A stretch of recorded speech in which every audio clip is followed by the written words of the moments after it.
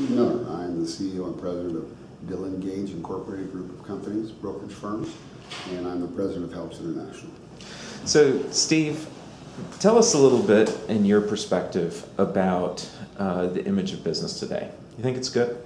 It's terrible. I think people now have an image that was built through '08 and the meltdown on Wall Street, and they are tending to put business into a lump. Now, as you know, many people still like their small businesses, but when you talk about business, it's not in a positive framework, which is I think absolutely tragic. And I think business needs to tell stories that's a whole lot different than that. Tell us about Dillon Gage Well, and your career as a business leader. Well, Dillon Gage is a brokerage company. We started in '76, and what we do is we are diversified. We do securities, we do commodities, we've done investment banking, taking companies public. We're probably best known for a major market maker in precious metals. We refine metal, and we're a wholesaler to banks, et cetera, around the world. We have a great group of people, and a great group that I work with, and I'm honored to be associated with them. So when you hear some of the political rhetoric around private equity and about investment banks and about small businesses and things like that, what's your response? Oh man, business, there's three words. Business is good. Business is good.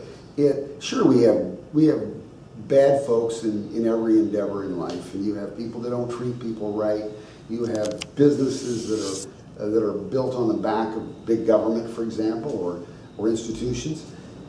But in the long and short of it, business is reflective of the hopes and dreams in people, in individuals that look at something and say, I can do this, I can make this.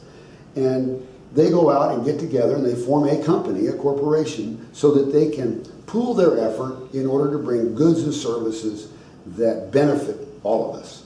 And that's what business is. It is one of the greatest privileges of my life is to sit down with men and women and to hear their story about how they started their business and how they lived in their car and how they did this, and now their business is built to where it is today and employing all these people.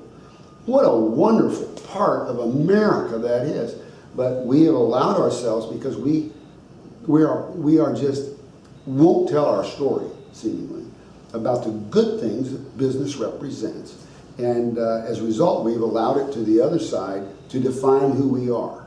And I take umbrage at that. I don't believe that's the way we should do it. So you're not really taking aim at the critics of business. You're more focusing on business people and telling them to step up. We haven't told the story of what we do. Every day in America, right now, as I sit here, there's somebody knocking on some door, some businessman or woman in some town, and they're knocking and they're saying, hi, we're having a charity this year in a golf tournament. Would you buy a table, or would you buy 5 foursomes for $1,000? And the small business owner looks around and says, well, that's a lot of money, but okay, we'll do it. That happens every day in America.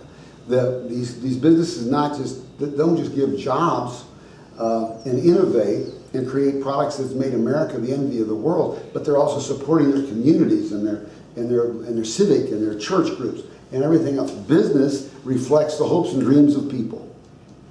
And that's what we have to make sure that people understand. Now, it seems a little ironic, but you've said that you don't necessarily like corporate social responsibility, and yet you have created a major social enterprise called Helps International, and you've helped thousands, literally thousands of people with social activities.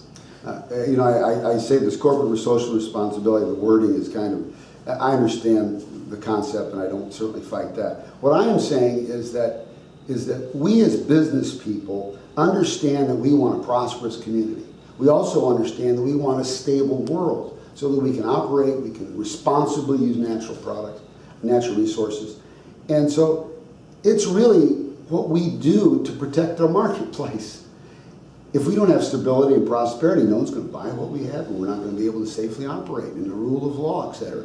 So it is incumbent on us to be involved in our community to the point of protecting our businesses. And to the extent that we allow and push that off on government or somebody else to say that's your problem, we lose.